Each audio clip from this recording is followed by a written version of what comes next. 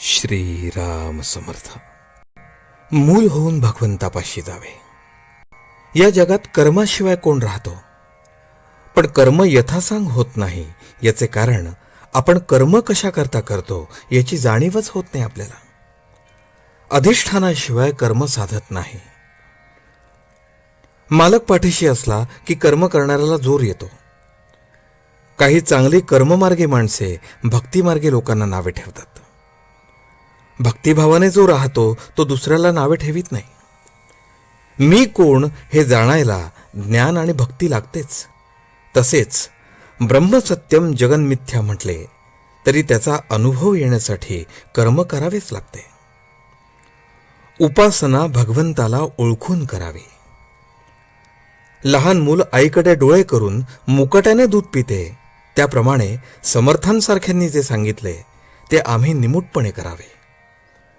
डोळे मिटून जितके काम होईल, अंधश्रद्धेने जे होईल ते अभिमानाने ज्ञानाचे डोळे उघडे ठेवूनही नाही होणार. मूल होऊन भगवंताला ओळखावे. याला अडचण एकच असते, माझे शहाणपण आड येते.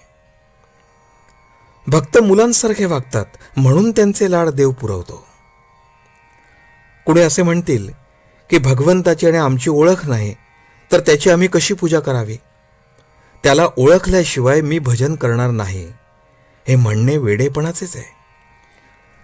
भगवंताला पुष्कळ मार्गाने ओळखता येईल. पांडुरंगाकडे जाण्यासाठी काही मार्ग आधी आक्रमणने जरूर आहे. संतांनी अखंड जागृत राहण्याचा मार्ग सांगितला तो असा की देहाने प्रपंच करा, पण मन भगवंताच्या ठिकाणी अर्पण करा. मन भगवंताच्या ठिकाणी स्थिर झाल्याशिवाय इतर काहीही करून उपयोग नाही. ध्येय सत्य असल्याखेरीज चित्ताची स्थिरता होत नाही. पण सत्य अशा ध्येयावर अगोदर पूर्ण श्रद्धा पाहिजे. प्रपंचात जशी प्रेमाची गरज आहे तशी परमार्थात श्रद्धा पाहिजे. देव माझा आहे असे म्हणण्याऐवजी मी देवाचा आहे असे म्हणावे, म्हणजे श्रद्धा उत्पन्न होते.